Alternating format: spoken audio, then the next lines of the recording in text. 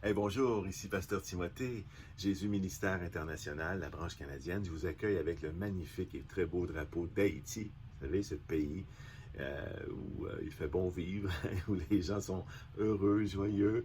Et donc, on élit ici, l'union fait la force. Et j'aime beaucoup cette phrase-là. Ça veut dire beaucoup déjà, n'est-ce pas, à l'intérieur du pays. Et j'en profite pour inviter mes frères et sœurs haïtiens à se joindre à nous, peu importe où ils sont dans la diaspora, qui peuvent être au Canada ou ailleurs dans le monde, et ceux qui sont dans le pays même d'Haïti, eh bien, joignez-vous à notre groupe. On veut vous entendre, on veut vous connaître, on veut savoir qui vous êtes, et on veut pouvoir partager avec vous ce que l'on fait aussi et vous intégrer à nos équipes. Aujourd'hui, je veux vous communiquer ce que Dieu lui-même a mis sur mon cœur et qui est la différence entre l'empathie et la compassion. Et juste avant, j'aimerais faire une courte prière. Merci, Père. Merci parce que tu nous parles. Et tu nous parles parce qu'on compte pour toi. Et tu veux qu'on partage avec tous les autres ce que tu nous révèles. Hein, ce que nous entendons en secret, on doit le révéler au grand jour, comme Jésus le disait.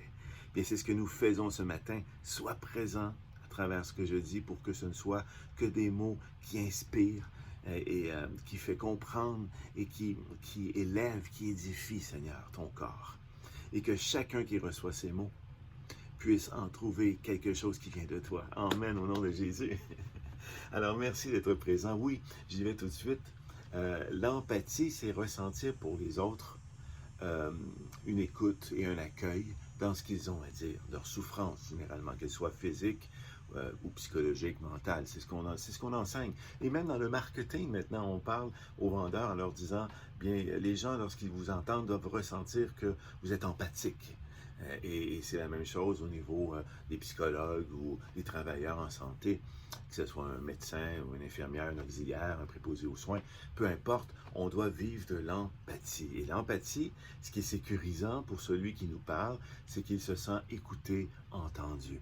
Par contre, nous, on garde une petite protection lorsqu'on est dans l'empathie. On ne vit pas ce que l'autre vit pour être capable de pouvoir l'aider éventuellement. La compassion, c'est beaucoup plus fort et c'est justement ce que ne veut pas faire ceux qui nous enseignent l'empathie. La compassion, c'est non seulement comprendre ce que l'autre vit, c'est y être intégré sans en être possédé. C'est beaucoup plus loin. Ce n'est pas une compréhension intellectuelle, c'est une compréhension du cœur, des entrailles. D'ailleurs, le mot lui-même vous savez, le mot lui-même en grec, il fait référence à ce que l'on ressent dans les entrailles. Et c'est-à-dire que le lieu, le siège des émotions et de l'amour, autrefois, c'est là qu'il était situé. Mais encore aujourd'hui, lorsque une nouvelle peut vous atteindre et vous remplir d'émotions, de tristesse, on ressent dans son ventre même, et dans sa poitrine, on ressent quelque chose physiquement.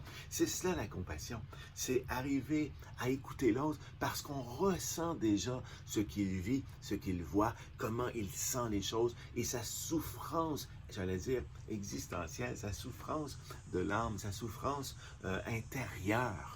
Et mais bien qu'elle soit aussi physique, on ressent et on voit la même chose que l'autre. Alors, pour imaginer la chose, c'est comme si c'est d'un cœur à un autre cœur. Et il n'y a rien qui s'arrête. Je peux comprendre l'autre parce que je reçois, mais je voyais déjà ce qu'il vivait. C'est comme s'il y a un échange réel entre nous deux. Par contre, la compassion dont parle le Nouveau Testament, celle que Jésus ressentait, et ça, il y a beaucoup de versets qui en parlent, vous faites vos propres recherches. La compassion qui animait notre Seigneur Jésus, ce n'était pas une seule empathie. Il ne faisait pas que accueillir l'autre dans ce qu'il vivait, mais il vivait la même chose avec lui, et c'est pourquoi qu'il pouvait dire à quelqu'un qui venait et qui était handicapé ou peu importe, mais il guérissait la personne en lui disant aussi cette phrase: tes péchés te sont pardonnés. Mais comment pouvait-il dire cela? Oui, il était le Fils de Dieu, il en avait reçu le droit, mais comment pouvait-il voir les péchés aussi en même temps? Comment pouvait-il à la fois guérir le corps et l'âme? Mais c'était par la compassion. C'est impossible par l'empathie, parce que l'empathie, par définition, nous empêche de ressentir trop ce que l'autre, on l'entend, on l'accueille, mais on ne le vit pas, alors que par la compassion, c'est exactement l'inverse. Nous vivons ce que l'autre vit sans en être atteint. Nous ne vivons pas ses péchés, mais nous ressentons sa souffrance. Et donc, le plus qu'on voit avec Jésus, c'est que dans son cœur, dans ses entrailles, c'était ce que Dieu comprenait de ce que l'autre vivait. Et l'autre, se sentant compris à ce point, pouvait accueillir l'amour de Dieu pour le guérir. C'est magnifique. Et Dieu m'a dit, ne va plus vers les gens si en dedans de toi, tu ne ressens pas ce qu'ils vivent à ce point-là. Ça ne veut pas dire que je dois rester dans ma chambre jusqu'à ce que cela arrive, non. Mais en chemin, lorsque je rencontre les gens dans un endroit, une épicerie, que ce soit au garage, que ce soit sur la rue, peu importe où, avant d'appeler quelqu'un, est-ce que, Dieu me dit, est-ce que tu ressens dans tes entrailles ce qu'il vit? Si oui, je t'autorise à lui parler. Si oui, je t'autorise à le guérir. Et tu vas voir que ça va être facile, que les choses vont aller rapidement, que l'autre, se sentant à ce point aimé, qu'il va sentir que c'est Dieu lui-même qui l'aime, que Dieu comprend, que Dieu entend sa souffrance parce qu'il la ressent. Alors, un peu à l'image d'une maman qui, voyant un petit enfant venir vers elle, le sien, eh bien, elle ressent tout ce qu'il vit et elle l'accueille et la guérison est déjà présente pour l'enfant. Amen. C'était les mots que je voulais vous dire. Soyons compatissants plutôt que empathiques et demandons à Dieu de transformer nos cœurs pour que ce soit le sien à la place. Donc, désormais, ça va être les émotions de Dieu en nous qui ne vont pas seulement se donner par une compréhension intellectuelle ou par des mots, mais qui vont se donner par un réel échange avec les autres. Imaginez si 100% de tous les chrétiens nés de nouveau vivaient la compassion plutôt que de l'empathie et vivaient cette compassion lorsqu'ils sont avec les gens, mais chacun individuellement pourrait amener une autre personne au Seigneur rapidement, facilement, pourrait guérir des centaines, des milliers de gens sur son chemin. Le monde entier sera transformé.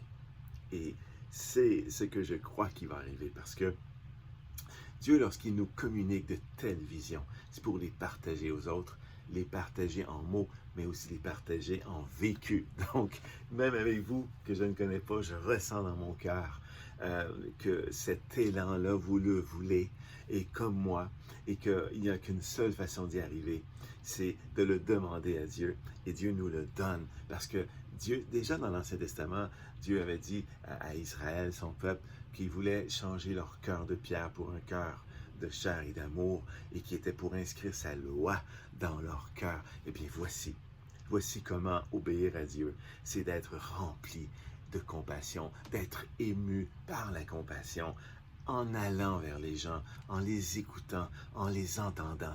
Et le miracle arrive instantanément.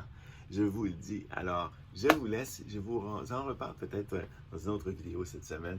D'ici là, je vous aime. Et n'hésitez pas à communiquer avec nous. Nous aimerions vous connaître. Nous aimerions apprendre à savoir qui vous êtes et à partager avec vous la parole de Dieu dans des études et aussi en allant faire de l'évangélisation. Amen. À très bientôt. Bonne journée.